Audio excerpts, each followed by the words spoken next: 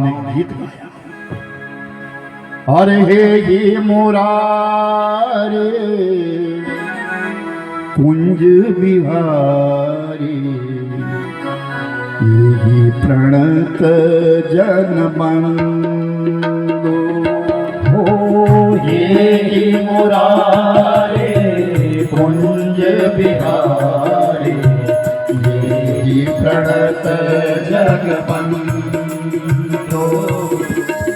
स्वामी हयांचे दर्शन दानम, स्वामी हयांचे दर्शन दानम, ईशव करुणा सिंधु, हे मुरारे कुंज बिहारी, यही प्रणत जग बंदो, यही प्रणत जग बंदो।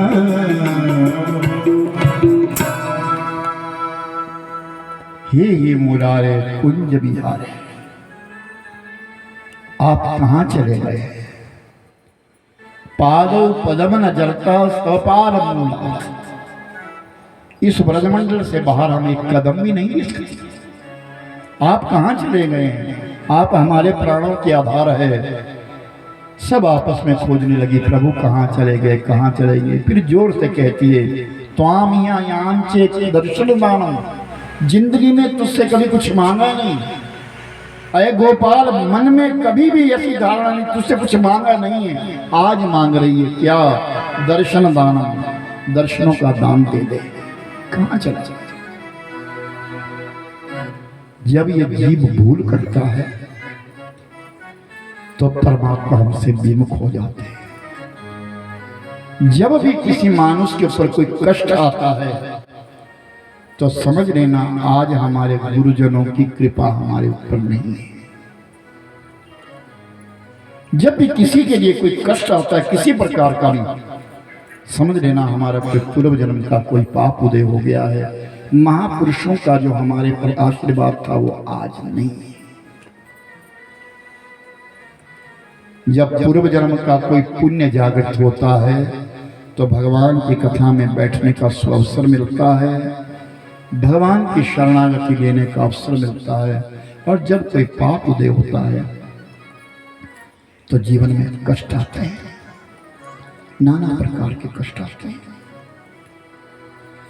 ये 84 लाख योनियां हैं जिसके बीच में नर तन सम नहीं कब नेहु देही, जीव चराचर जात ततेही, नर जैसी कोई देह नहीं है। बड़े भाग्यमान उस तन पावा, सुर दुर्लभ सब ग्रंथ न गावा। गोस्वामी जी ने कहा है, बड़े भाग्यमान उस तन पावा। ये मानव का शरीर बड़े नसीब से मिला है। देवताओं ने भी यही कहा, सबने यही कहा। इसलिए शरीर को संभालना भी एक बड़ी बात है। और सही मायनों में तो ऐसा कहा गया है कि इस शरीर को जो भगवान की उत्कृष्ट रचना है, नशीले पदार्थों से दूर रखना भी एक परमात्मा की भक्ति है। क्योंकि इस मन में मंदिर है और मंदिर में ईश्वर है। अपने आप को बड़ा सरल बना करके जीवन रखें। सादगी में अगर आपका जीवन बीत रहा है, अहंकार आपको आएगा नहीं। कहीं जंगल में जाने की जरूरत नहीं है, आप घर में बैठ करके साधक हैं। आज सब ब्रजबनिकाएं तड़प गई। हमारे सामने हमारा गोपाल था, गलती हो गई, अभिमान हो गया, भगवान हमको छोड़ करके चले गए। तो सब ब्रजबनिकाएं दौड़ी, चारों तरफ ढूंढती रही, कौन ऐसी गोपी है जो हमारे बीच में नहीं है। पता चला श्री राधा जी हमारे बीच में नहीं है। इसका मतलब ये है कि राधा जी को लेकर के भगवान चले गए। तो राधा जी की खोज में चली गई। आगे जाकर के देखा तो एक पेड़ के नीचे राधा रो रही है, किशोरी जी से रो रही है। तो पूछा, श्री राधा की क्या बात है, गोपाल कहाँ है? गोपाल ने मेरे केस पास किए, मेरे मन की इच्छा हुई कि मैं गोपाल के कंधों पर बैठूं, मैं सबसे शिरोमणि रहूंगी। नीचे बैठे और मुझे कंधों पर बिठाने लगे, गुम हो गए, लोप हो गए, चले गए। मेरे अंदर भी अभिमान आया। याद रखना, जहां जहां भी अभिमान आया है, राज्य का मद, अधिकार का मद, धन का मद, विद्वता का मद, परिवार का मद, ये पांच मद, पांच अभिमान जो है वो भगवान से विमुख करते हैं। जिसको कहते हैं मेरा बड़ा परिवार है, आहा, भूल जाइए सम्मान को। मेरे पास दौलत बड़ी है, भूल जाइए इस बात को। मेरा अधिकार बड़ा है, भूल जाइए इस बात को।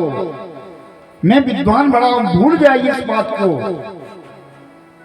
मेरे भाई बहन याद रखना, छोटा बने सो हरि पाए। मीरा पढ़ने नहीं गई, शबरी कहीं पढ़ी लिखी नहीं थी, उसको मिलने के लिए भगवान स्वयं गए, परमात्मा स्वयं गए। केही विधि स्तुति करहूं तुम्हारी, अधम जाति मैं जड़मती नारी। शबरी ने तो कहा था केही विधि स्तुति करो तुम्हारी, आपकी स्तुति कैसे करो? अधम जाति, छोटी जाति की, अनपढ़ हूं, गवार हूं, नारी हूं, गिरी हूं, के बीच में गिरी हुई नारी हूं। तो भगवान ने कहा क्या कहा तुमने? जाति पाति कुल धर्म बढ़ाई। शबरी में किसी की जात को नहीं जानता, किसी के पंथ को नहीं जानता, किसी की अमीरी को नहीं जानता, किसी के अधिकार को नहीं जानता। जो मेरा भजन करता है वो मेरा है, और जो अभिमान करता है वो मेरा नहीं है। इसलिए 9 प्रकार की भक्ति शबरी को बताई थी, वही 9 प्रकार की भक्ति प्रहलाद